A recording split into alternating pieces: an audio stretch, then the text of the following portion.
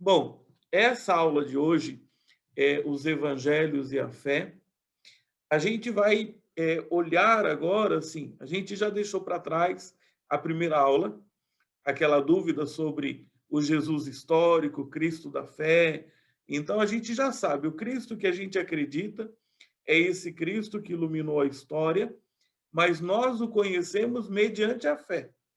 Então, todo o nosso esforço de entrar no coração do Evangelho, de conhecer os traços dos ensinamentos de Jesus, a gente sabe que é sempre mediado pela fé.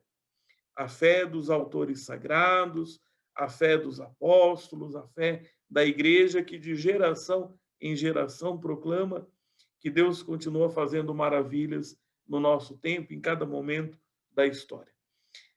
Mas a gente vai olhar aquele processo da redação dos evangelhos.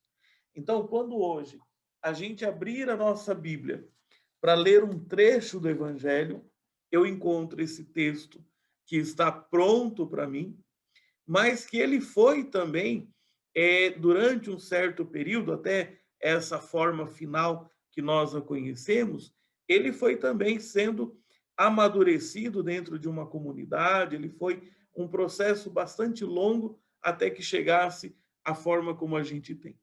Além disso, considerando, no nosso caso, que a gente não lê o evangelho no original, a gente não lê o evangelho em grego, a gente não lê a Sagrada Escritura em hebraico ou em aramaico, a gente já lê com uma tradução. Então, conhecer essas coisas é importante também para o nosso entendimento, para a nossa formação. Quando a gente fala dos evangelhos, então, se eu perguntar para vocês quais são os evangelhos, opa, a gente faz a gente tem um pacotão aí. A gente olha na Bíblia, a gente encontra Mateus, Marcos, Lucas e João. Está tudo lá. Numa ordem que a gente sabe que não corresponde à ordem histórica, mas parece, a minha impressão, que está em ordem alfabética decrescente. Mateus, Marcos, Lucas e João. Quando a gente olha esses evangelhos e tenta construir uma identificação dos processos que envolveram a redação e toda a organização desses evangelhos, a gente pode fazer uma distinção. Então, eu posso dizer que alguns desses evangelhos, eles são muito semelhantes, eles têm uma estrutura muito parecida.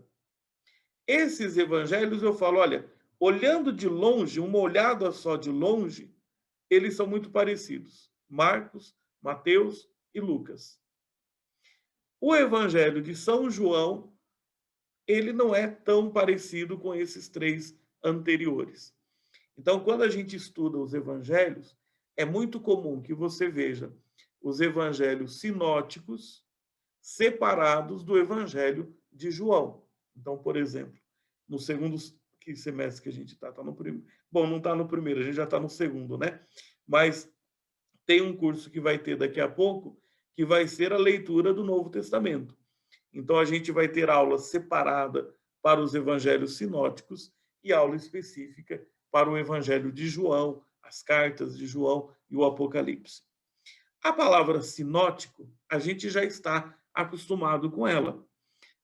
Quando você vai, ninguém mais faz isso, né? Alugar um DVD, tinha lá a sinopse do filme que a gente lia no fundo da fita, né? Atrás da fita. Hoje na Netflix, por exemplo, você tem lá informações, né? Mas antigamente a gente estava mais acostumado com essa palavra. O que é sinopse? É aquela olhadela em conjunto. Então, se eu der uma olhada geral no Evangelho de Marcos, Mateus e Lucas, eu vou ver que esses três evangelhos, numa olhada só, isso que tem a ver a palavra sinótico, tem uma estrutura comum. Por exemplo, né, todos eles vão falar do início da vida pública de Jesus, todos eles vão desenvolver o ministério de Jesus, esse processo de Jesus andar anunciando o evangelho, e todos eles vão concluir com a paixão e a ressurreição. Ainda posso acrescentar, não Marcos, mas Mateus e Lucas, eles relatam alguns episódios da infância de Jesus. Então, qual que é a característica dos evangelhos sinóticos? São aqueles evangelhos que, com uma olhada só, eu identifico uma estrutura comum. No caso, esse relato da vida pública de Jesus, do seu ministério e da sua paixão e ressurreição. Aí talvez vocês perguntem, mas essas coisas, elas não estão no Evangelho de João? Sim, lógico que elas estão no Evangelho de João, mas não dentro dessa mesma forma como nós estamos acostumados a ver em Marcos, Mateus ou Lucas, tá bom? Então, se acontecer de você prestar vestibular, fazer o Enem, ou então participar do Show do Milhão, e pedir para você identificar os evangelhos sinóticos, Mateus, Marcos e Lucas. Quando a gente olha, independente praticamente dos evangelhos, sejam eles sinóticos ou não, se você quisesse assim perguntar, qual que é o assunto principal da vida de Jesus Cristo? Então, um ponto que dá estrutura para tudo aquilo que Jesus faz e realiza. É o tema do reino de Deus. Então, tudo que Jesus faz, então o seu ministério, tudo que Jesus ensina, e muitas vezes por meio das parábolas, e todos os milagres, as curas que Jesus realiza, tudo isso gira em torno do reino de Deus. A palavra grega que a gente tem, né, que é o que aparece nos evangelhos, a palavra basileia, da onde a gente tem as palavras, por exemplo, basílica, né? Basílica quer dizer o lugar onde o rei fica, né? E por isso a gente atribui as basílicas de São Pedro, Basílica de Nossa Senhora, como lugar do rei, né? Nosso Senhor mora naquelas basílicas. Essa palavra basileia, ou como nós traduzimos, reino, ela significa uma atividade. Fiquem atentos nisso, porque na nossa cabeça, reino muitas vezes evoca uma ideia de geografia, de limite territorial.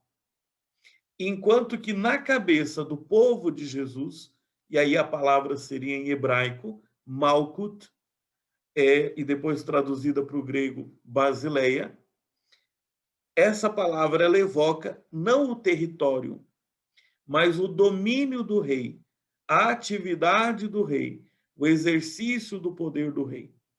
Então, quando a gente fala de reino de Deus, a gente fala de uma experiência de Deus reinar na nossa vida. A gente fala de uma condição na qual Deus precede, tem o primeiro lugar em tudo o que acontece. Tá certo? Nisso a gente vai olhar, então, esses 3 pontos: o ministério, as parábolas e os milagres. Então, essas 3 coisas, elas são como que o desdobrar por meio do qual Jesus comunica o reino de Deus entre nós.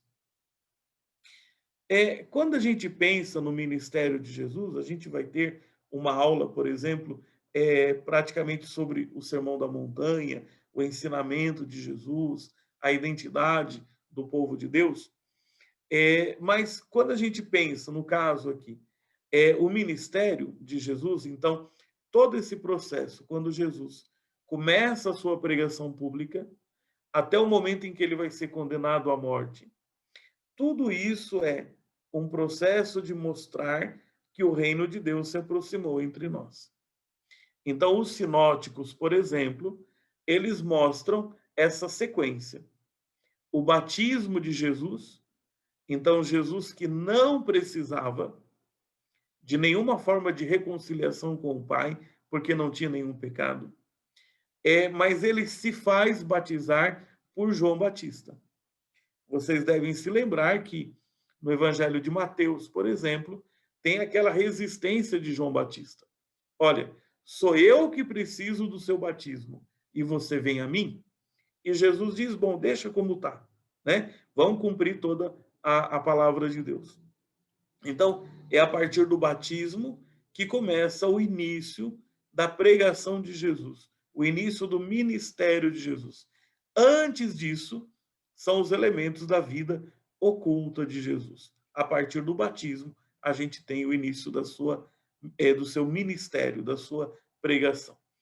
Imediatamente depois do batismo, nos sinóticos a gente tem o relato das tentações, e fiquem atentos agora para aprender a comparar. Como é que Mateus fala da tentação? Como é que Marcos fala da tentação? Como é que Lucas fala da tentação? Ou, por exemplo, as tentações aparecem no Evangelho de João, também pode ser interessante você olhar as tentações diluídas no Evangelho de São João. Há muitos momentos em que querem colocar Jesus à prova. Isso é uma tentação. Mas ele não coloca do mesmo jeito que os sinóticos colocaram. E depois o início da pregação. Uma coisa parecida a gente também tem no Evangelho de São João, que não relata exatamente o batismo, mas relata que o Espírito Santo repousou sobre Jesus. E que a gente tem nos sinóticos uma visão clara em relação a isso do batismo. Né? Quando João apresenta Jesus, eis o Cordeiro de Deus que tira o pecado do mundo. Agora, o centro dessa proclamação do reino, a gente vai perceber uma coisa fantástica. Então, Jesus diz 4 coisas importantes em relação ao reino. Primeiro, já não há tempo mais de espera. O tempo se cumpriu. Nós já chegamos no momento. O momento é agora. Depois que o reino já se aproximou. Quer dizer, Deus já está entre nós. Deus já está agindo entre nós. Então, se o tempo da espera acabou e Deus já está entre nós, por que a gente vai perder tempo com aquilo que não é tão importante quanto o reino? Então, o convertei-vos ou arrependei-vos, ele é uma consequência da experiência da proximidade do reino. E a consequência disso é viver uma vida em conformidade com o reino. Isso é a fé no Evangelho, crer no Evangelho. Gravem isso com vocês, porque vai ser uma coisa assim muito importante.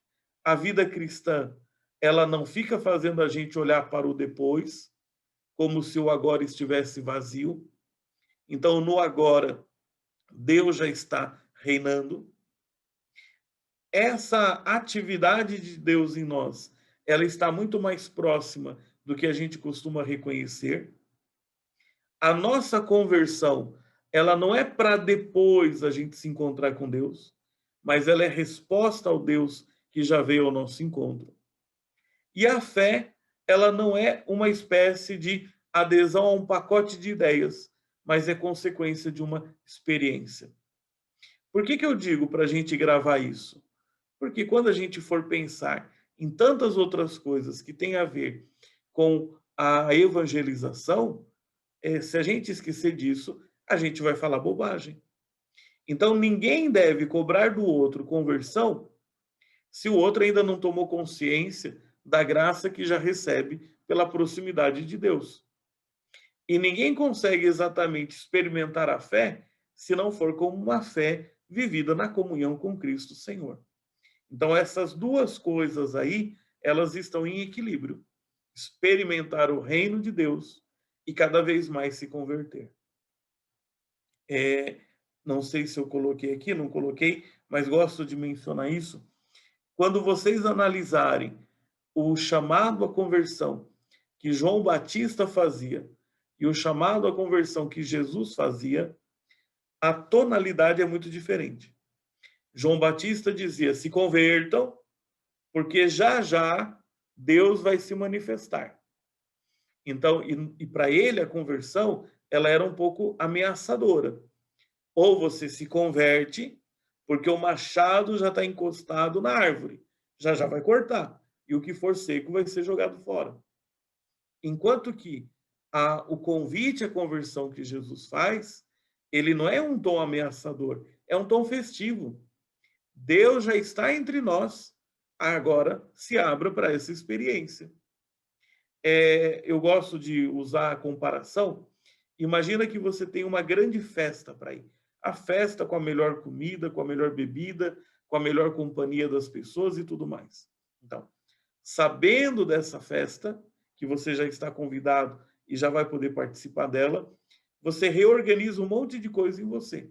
Mas porque primeiro você sabe que vai a essa festa.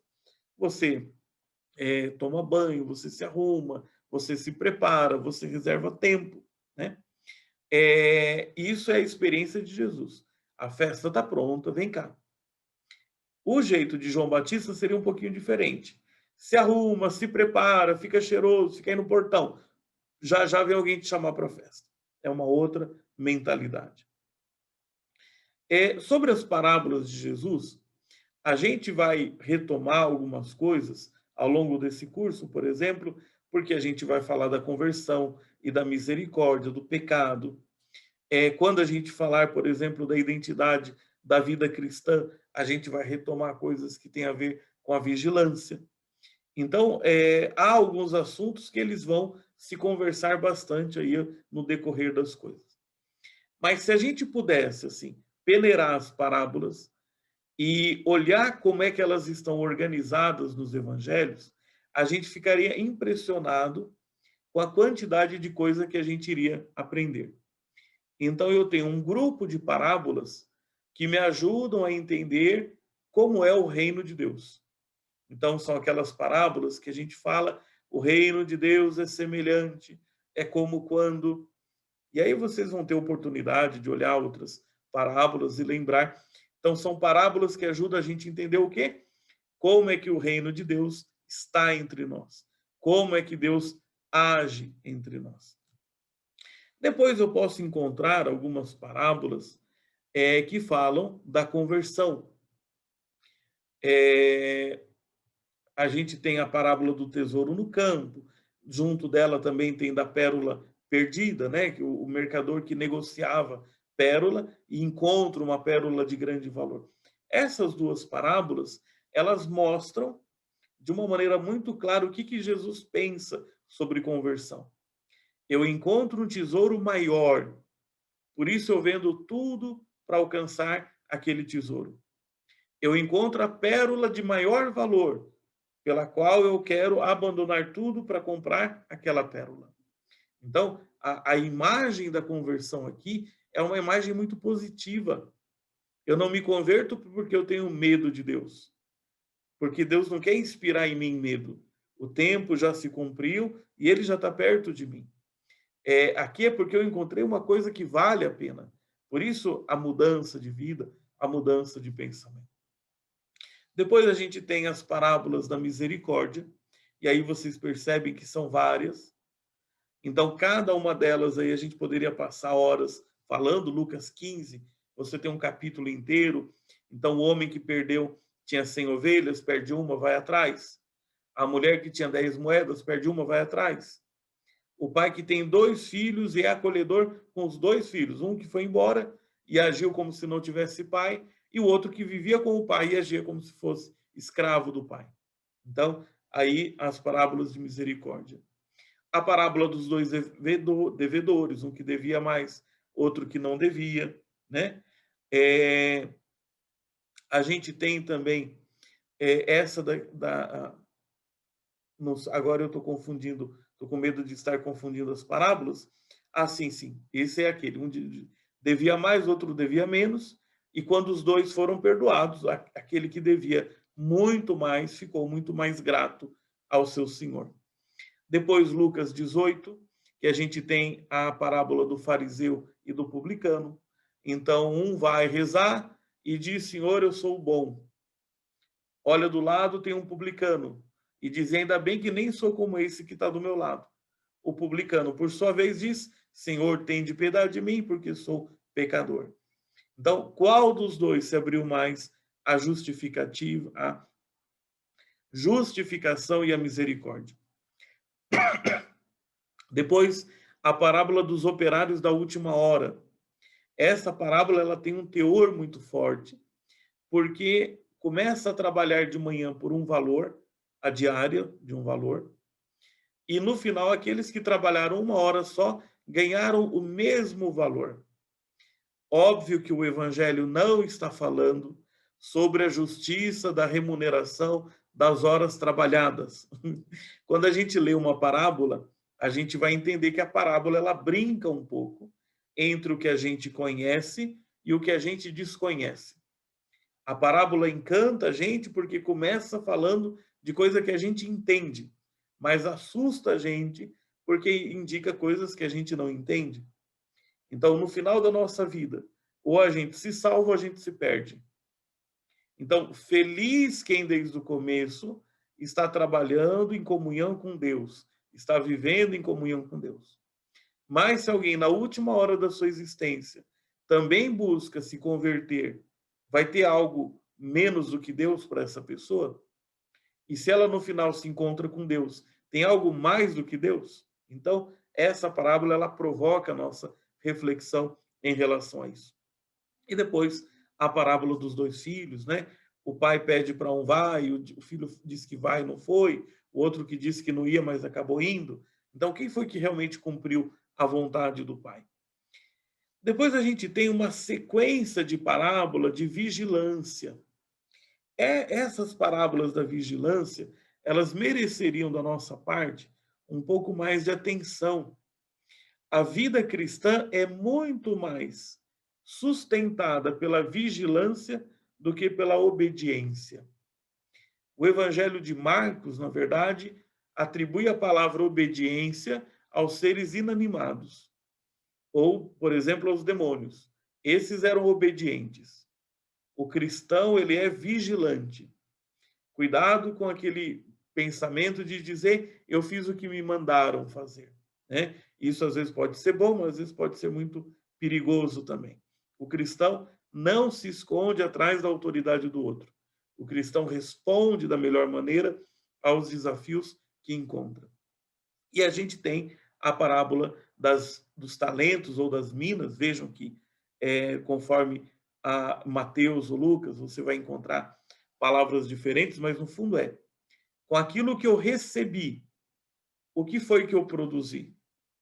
Então, nunca a vida cristã se concentra no que a gente não teve, no que a gente não recebeu, no que a gente não viu, no aquilo que não estava ao nosso alcance, mas o que a gente fez com aquilo que a gente tinha. Então, nunca ficar sofrendo na ilusão daquelas condições perfeitas que só existem, talvez, no nosso imaginário. Com aquilo que eu sou, com aquilo que está ao meu alcance, qual é o melhor que eu faço? Depois, as virgens prudentes. É aquela parábola. Havia um grupo, 10 moças, iam esperar o noivo para chegar, e algumas preparam, além da lâmpada, né, o que era acesa com óleo, preparam um pouco de óleo a mais, pensando, vai que esse homem demore, né? E as outras 5 simplesmente levaram a sua lâmpada acesa. No meio da noite, vai atrasando, cochilam, e quando avisam que o noivo está chegando, aquele alvoroço, mas, como tinha avançado muito tempo, a lâmpada de algumas começa a apagar, e vão lá e pedir para as outras que tinham óleo. Dá um pouco do óleo de vocês para a gente preencher a nossa aqui e ficar de lâmpada acesa. E as outras que levaram falam, não dá. Vão vocês atrás aí no centro da cidade comprar e alcança depois. Tem gente que escuta essa parábola e fala, nossa, né, nem para dividir um pouquinho do óleo com as outras? Não. A parábola não está falando do problema da solidariedade, de você socorrer quem não tem, nada disso.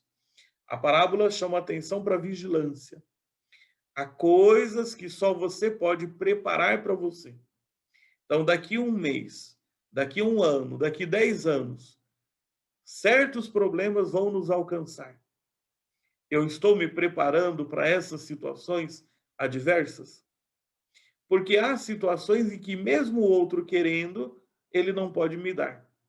Mesmo o outro tendo fé, ele não pode me fazer ter a fé dele. Mesmo o outro tendo esperança, ele não vai conseguir dividir comigo, a esperança que ele tem. Então, as parábolas da vigilância, ela chama a atenção sobre a nossa responsabilidade.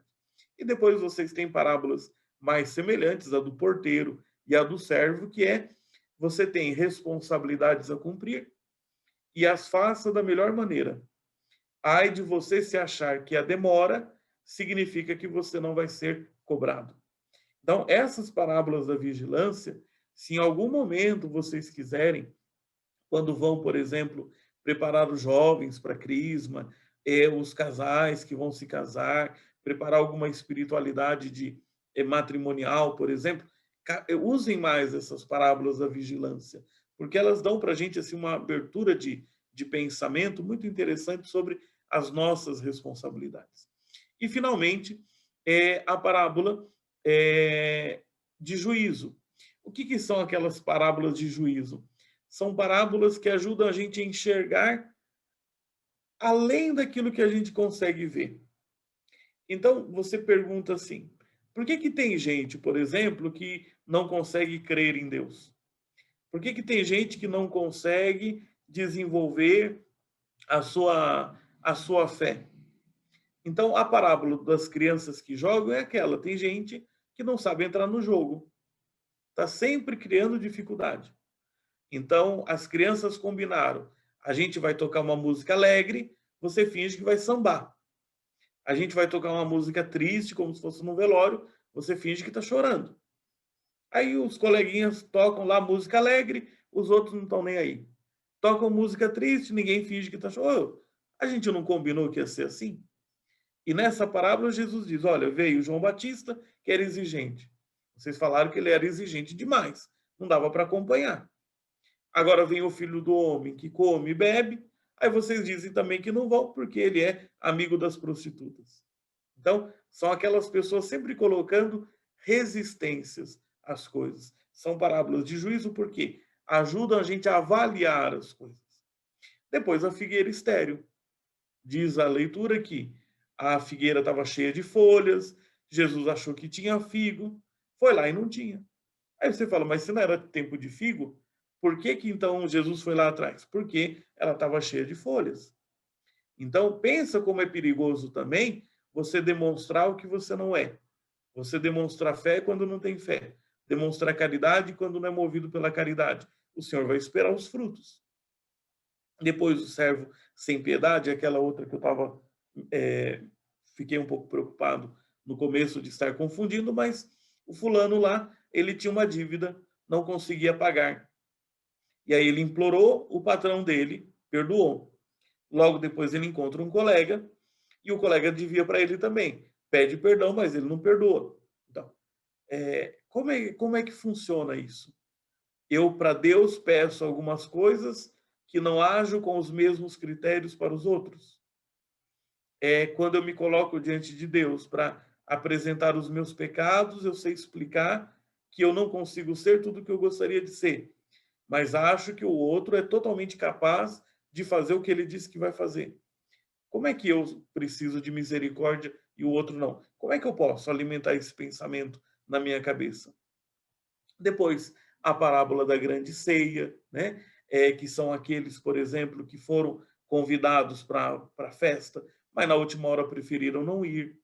Não tinha nada demais. Porém, o que a parábola diz?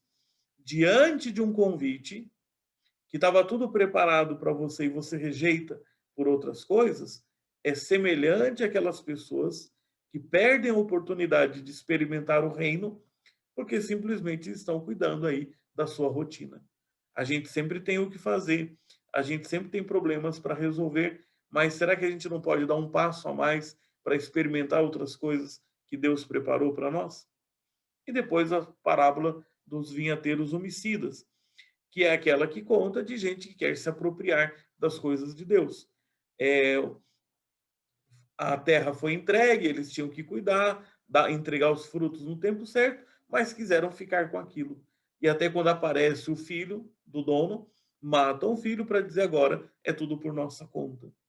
Será que a gente também não tem esse risco, por exemplo, de querer construir uma fé, uma espiritualidade que seja do nosso próprio jeito, do nosso próprio gosto. Depois vocês vão receber o PDF disso, né? Retomem essas parábolas. É muito interessante a gente reler essas parábolas, já percebendo que elas estão dentro de um conjunto de coisas, né? Saem aí do entendimento de Jesus, do seu coração, para nos iluminar. Depois, seguindo aqui, se vocês me perguntam o que são as parábolas, né? A parábola ela sempre tem essa característica. Ela mistura uma coisa que a gente sabe para mostrar uma coisa que a gente não sabe. Mas essa síntese aí, ela pode ajudar. Elas mostram um pouco como é que é o coração de Deus, por exemplo, quando a gente pensa nas parábolas de misericórdia sobre os pecadores. Ou, por exemplo, aquelas parábolas que não daria para falar de outra maneira. Né? É uma mensagem que tem que ser acolhida. Por exemplo, a parábola de quando você encontra um tesouro perdido. Não é só uma coisa de entender, de tomar decisão. Tem coisa que a gente pode viver melhor, tem coisa que a gente pode experimentar um nível de vida diferente. Não é só entender, mas é tomar uma decisão também, abraçar o Senhor. As parábolas que falam para quem não quer ouvir. Então, por exemplo, Jesus vai contando algumas parábolas que vão afetar os seus inimigos, e eles vão escutando, escutando, escutando. Depois é que percebem que era para eles. Então, algumas parábolas também, elas preparam esse caminho para que a mensagem seja comunicada e que, quando entenderem, Jesus já está longe aí, já evitou problemas maiores. E aquelas parábolas também que insistem nisso, né? Não dá para a gente ficar só no bom entendimento. A gente tem que se colocar em jogo. A gente tem que tomar as decisões necessárias.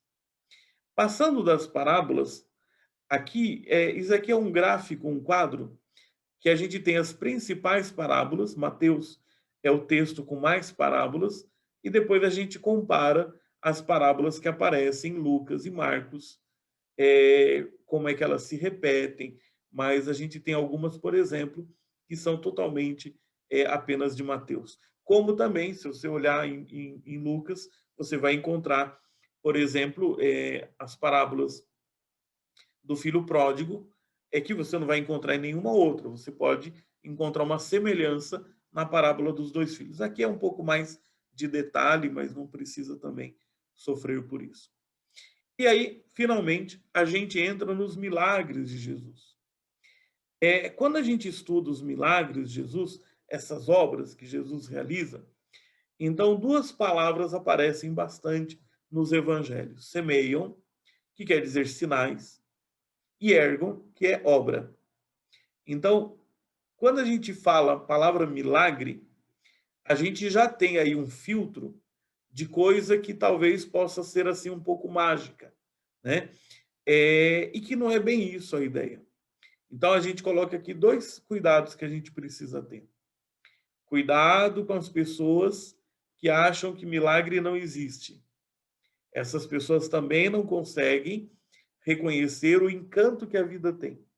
O sorriso de uma criança, é aquele momento em que você tentou alguns remédios, nenhum remédio funcionava, mas aparece um remédio e ele faz um efeito. Essas coisas da vida que encantam, mesmo que você tenha boas explicações.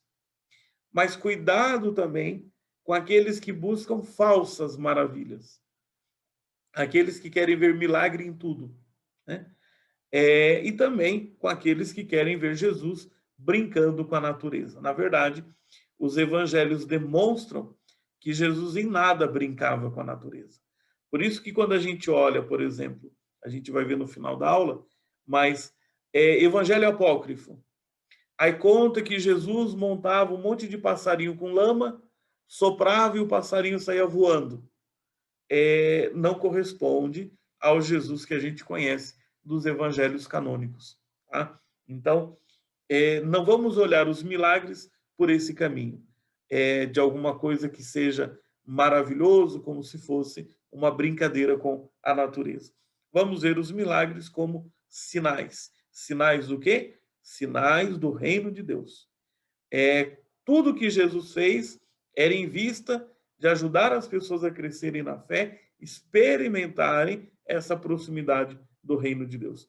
Jesus não fez nenhum milagre para que a pessoa não morresse, mesmo que tenha ressuscitado a pessoa, mesmo que tenha dado saúde à pessoa, porque a morte não era alguma coisa para ser eliminada, mas para ser enfrentada com fé, né? Então, vamos gravar isso. Os milagres, eles sempre estão relacionados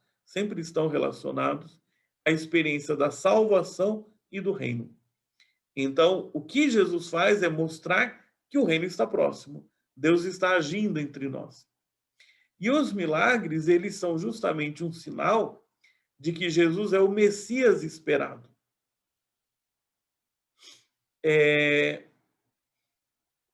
São Marcos realça uma coisa que, assim, os milagres têm importância, mas não podem nem ser divulgados.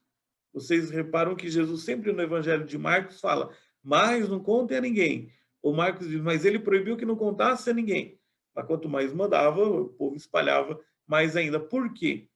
Porque você não deve procurar Jesus pelo milagre. Você deve buscar Jesus pela fé. Então, isso é um ponto.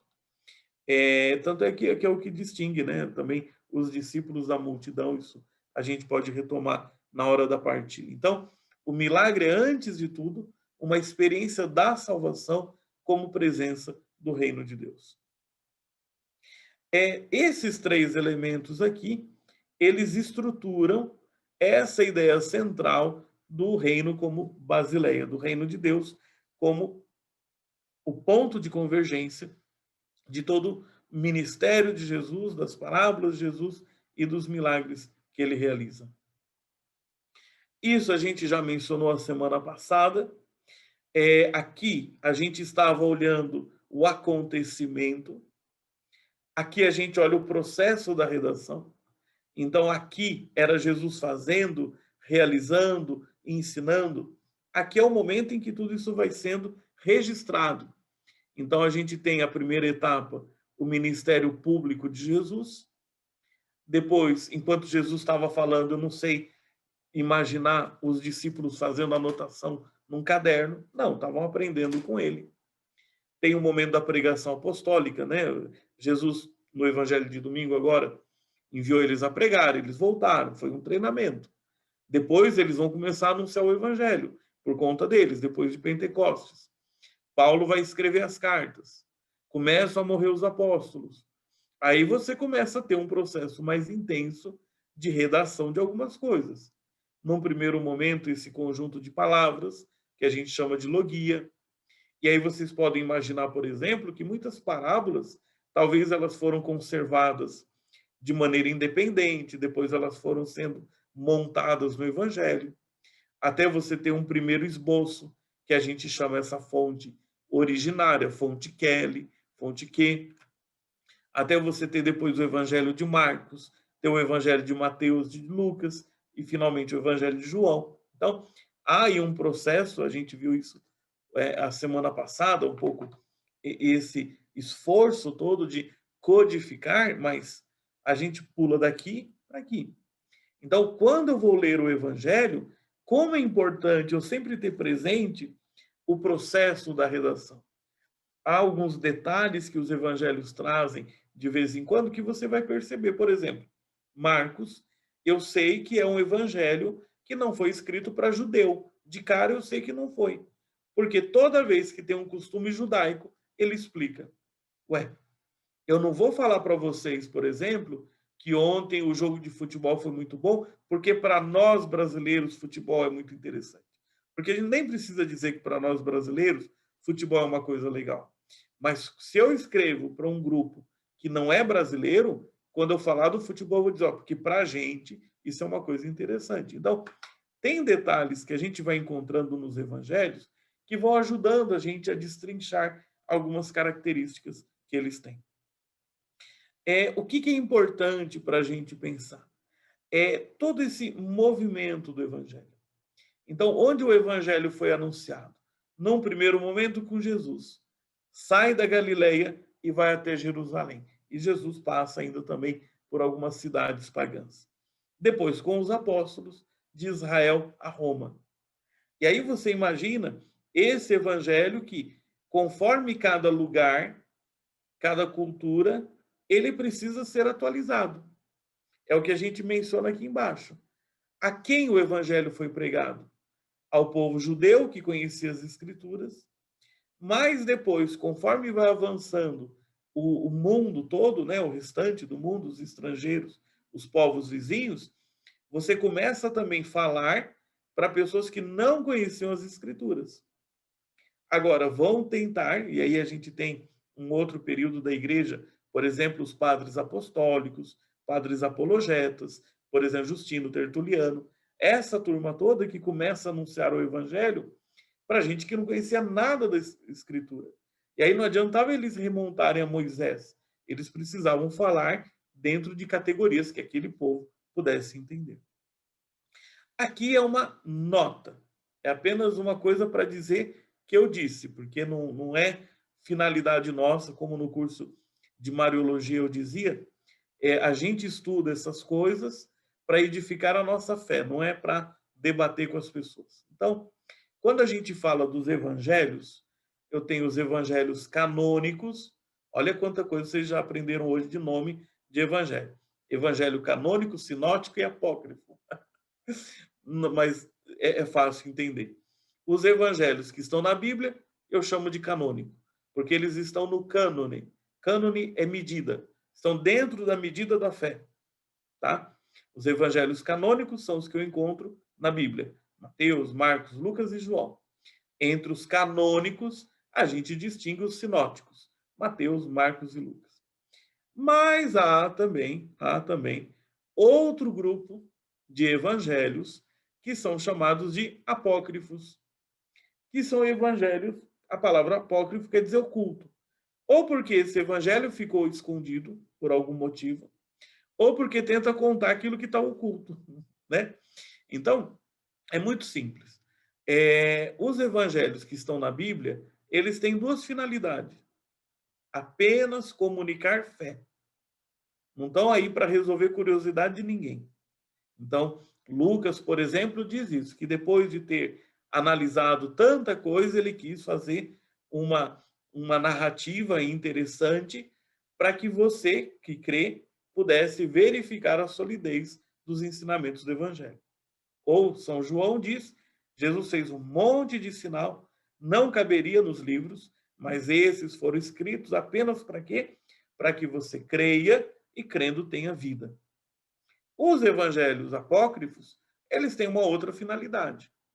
Então, geralmente, eles trazem uma visão de Jesus que não é a que a gente conhece do evangelho da Bíblia. Por exemplo, o evangelho de Tomé, né? Jesus se diverte moldando o passarinho com barro e soprando vida neles. A gente não consegue imaginar esse Jesus dos evangelhos que a gente conhece.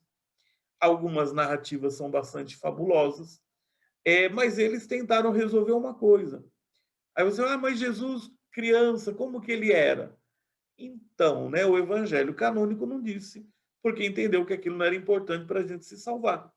E aí hoje a gente é curioso, porque a gente lê biografia, e aí a biografia das pessoas faz questão de contar da infância. A gente quer também saber da infância de Jesus. Em vez da gente dizer não sei, a gente quer inventar alguma coisa que a gente sabe, né? Então, infelizmente, alguns evangelhos apócrifos, eles podem ter sido compostos um pouco por essa mistura, né? Mas eu ouvi dizer, minha avó falou, falava, né? Então, e assim vai indo.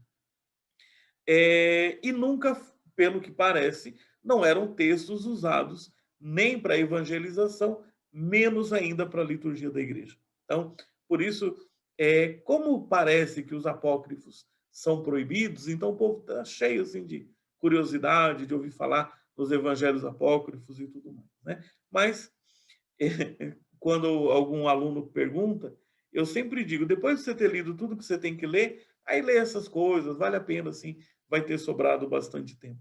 Né? Agora, a gente vai encerrar a nossa parte aqui primeira, Então, aqui eu gostaria que vocês fizessem uma partilha sobre assim, como é que você lê o Evangelho? Você tem algum esquema? Tem algum roteiro? Já recebeu alguma indicação? O não, o Antigo Testamento não é assunto da aula, tá? Pode falar também, não tem problema, mas se concentra no Evangelho, porque aí vai ficar mais fácil a gente fazer a nossa partilha, ainda que envolva tudo em relação à Sagrada Escritura em geral. Mas como você costuma ler o Evangelho? Ah, eu nem costumo ler, não tem problema, né? Cada um vai participar conforme aquilo que quiser.